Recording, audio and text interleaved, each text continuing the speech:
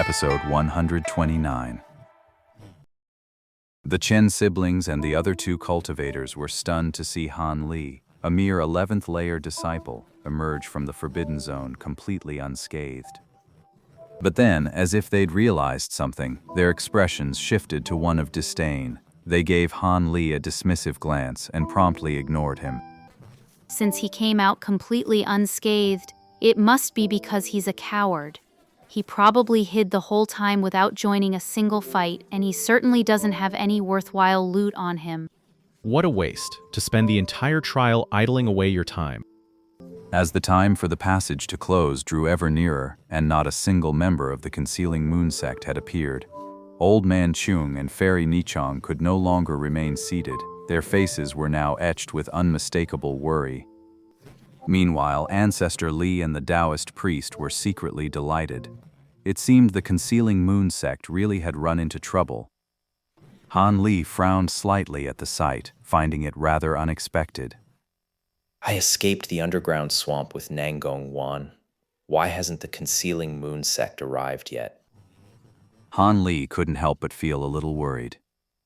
Han Li suddenly remembered another girl he'd encountered within the Forbidden Zone. His gaze drifted toward the Spirit Beast Mountain faction. There, he saw Han Yunji sitting obediently on the ground, her expression peaceful and calm, showing no signs of trouble. Han Li let out a quiet sigh of relief. As the deadline for the channel's closure drew near, the faces of the Concealing Moon sect disciples grew increasingly grim.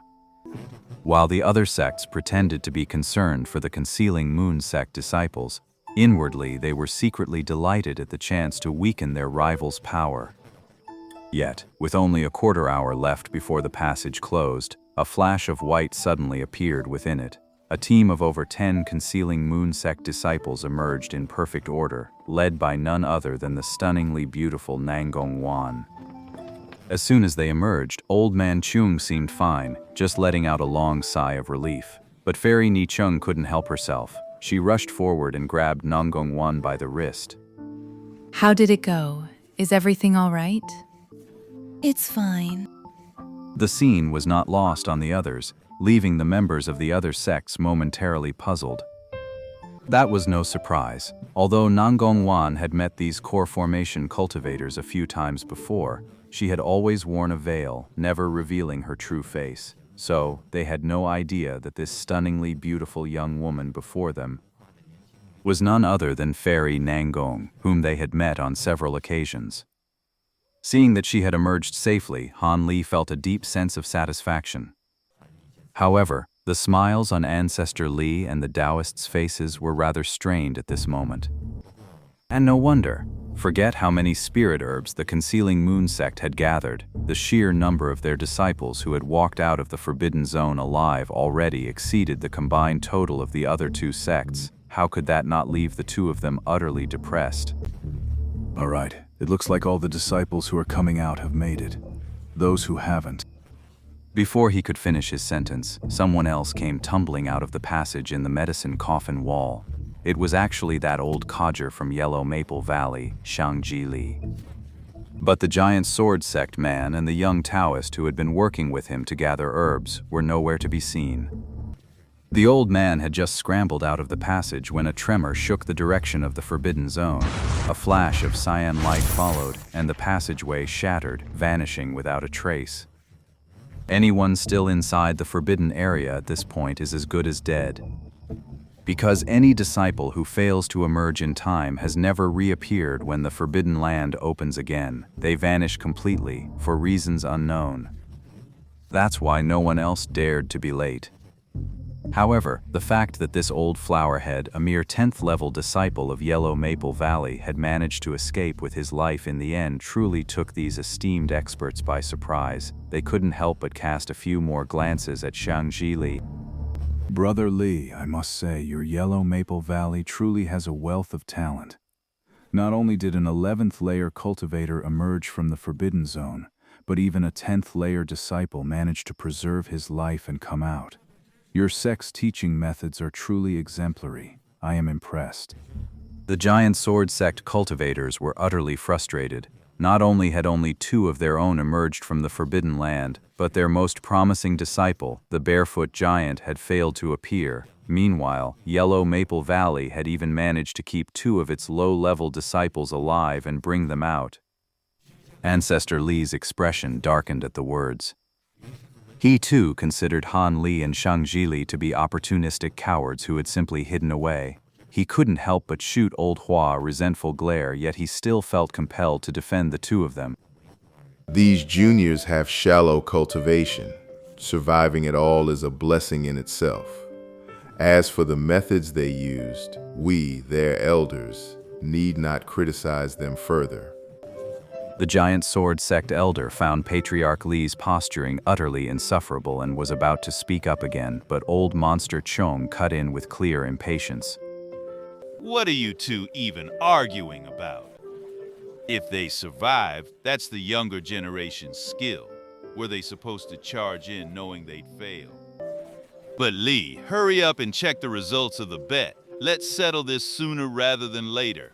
Do you expect an old man like me to wait here all day?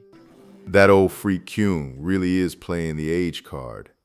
But I dare not upset him. Best to just change the subject and let it go. If that old monster held a grudge, I'd be in for a world of trouble. So, at Elder Cheung's urging, the Clear Void sect's Taoist Fu Yunzi and Patriarch Li had no choice but to grit their teeth and join him. They then had the disciples who had emerged from the Forbidden Land from each sect present their harvests one by one to determine the winner of the wager.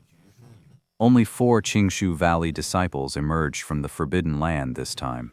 But when the first one, a middle-aged Taoist, revealed his spirit herbs, a subtle shift rippled across everyone's faces. 3 stalks of 100-year blood orchid, 2 300-year heavenly spirit fruits, and 3 stalks of 400-year jade marrow fungus. The Taoist continued to lay out 11 or 12 spirit herbs on the ground one by one. The sheer quantity left the onlookers utterly astonished. Only Fu Yunzi, who had made the bet, wore a self-satisfied smile, clearly pleased with the stunned reactions of the others. As for the Yellow Maple Valley elder and the Concealing Moon sect male disciple who went first, their offerings paled in comparison, each having only a handful of plants. The second Clear Void sect disciple's haul wasn't quite so outrageous, but he still had 7 or 8 spirit herbs, far more than the usual yield. This was starting to make Patriarch Li uneasy. The playful grin vanished from old monster Chong's face, replaced by a look of genuine seriousness for the first time. The other 4 sects' experts, hearing about the size of the wager, naturally all came forward to watch. Seeing the scene, they too couldn't help but marvel inwardly. However, the spirit herbs gathered by the Chen siblings finally gave Patriarch Li some small measure of relief. Their combined haul was nearly 20 plants, putting them on par with the 2 Taoist priests. The next disciple from the Clear Void sect finally delivered a normal performance, with only 4 plants to his name. As for the Concealing Moon sect, they maintained their average standard. 3 disciples in a row all produced fewer than 5 spirit herbs, which allowed the Taoist and Elder Li to secretly breathe a sigh of relief. The next youth from Yellow Maple Valley stepped forward to present his spirit herbs. He hesitated for a moment, then, with evident shame, produced only 3 plants. This nearly made Patriarch Li's nose twitch with rage, and he almost started cursing on the spot. By order, Han Li should have been next, but who knew Shang Huatou would dart forward in a flash, cutting right in front of him. Then he respectfully produced 2 purple monkey flowers. This came as a pleasant surprise to Patriarch Li, and his expression softened a little, but only a little. I may have a couple more spirit herbs than the Clear Void sect, but if their last disciple brings in an average amount, I'm finished. I never expected much from that kid. At best, he'll be like old Hua tossing out 2 or 3 spirit herbs, that's about it. It just means those low-level disciples did their bare minimum duty. With that thought, Patriarch Li couldn't help but glance at Floating Cloudmaster, who was fidgeting restlessly and just happened to look back at him. After a brief moment of surprise, the 2 men averted their gazes and turned their attention back to the wager. The last to step forward was a white-haired, elderly Taoist. He ambled up and began to examine the plants one by one in no particular rush. That agonizingly slow, deliberate pace had everyone rolling their eyes. But when he produced 5 spirit herbs in a row and then reached into his storage pouch for more, Ancestor Lee's face instantly darkened. Meanwhile, Floating Cloud Master's face lit up with a broad smile. As for the people from the Concealing Moon sect, the two of them were for the moment too preoccupied to inquire. In the end, the white-haired Taoist unexpectedly contributed 7 spirit herbs in a row, leaving all the onlookers utterly astonished. At this point, Ancestor Lee's face had turned ashen with fury. The Taoist then turned his gaze with excitement, focusing on the disciples of the Concealing Moon sect, convinced that victory over Yellow Maple Valley was assured. At that moment, Han Li stepped forward. The others gave him only a cursory glance before turning their full attention back to the Concealing Moon sect, completely dismissing his presence. Patriarch Li witnessed this as well, yet he too spared not a single glance for Han Li. It seems I have no chance of turning things around. Sending this disciple with the 11th layer cultivation up now would only be an embarrassment. Han Li ignored the others' actions, and he certainly didn't consider holding back any mature spirit herbs. After all, each sect's other 2 supervising elders had brought 1 or 2 Shuling beasts with them. These squirrel-like creatures could sniff out any spirit herb over a century old within a 30-foot radius, even if it was hidden inside a storage pouch. So every disciple emerging from the Forbidden Zone had to submit their spirit herbs, then be sniffed by these little beasts before they could leave. This was to prevent any with ill intent from trying to smuggle herbs out. Han Li reached the designated spot, produced a prepared storage pouch from his hand, and unceremoniously turned it upside down. A flash of white light later, a pile of over 20 assorted spirit herbs lay scattered on the ground. Where did he find this herb? Yeah, there's so much. How can there be so many herbs? I read about it in the sect's archives. Never thought I'd see the real thing. The sudden appearance of a pile of spirit herbs on the ground immediately drew exclamations from those with sharp eyes. Their cries instantly pulled everyone else's gaze over. Patriarch Li and Floating Cloud Taoist were naturally among them. However, when the 2 men saw the pile of spirit herbs at Han Li's feet, the Taoist's beaming expression froze in an instant. As for Patriarch Li, after a brief moment of stunned silence, he burst into delighted, uproarious laughter. This windfall from the heavens was enough to make his heart blossom with joy. Once Ancestor Li regained his composure and stopped laughing, he immediately turned a beaming eye on Han Li, looking him over carefully.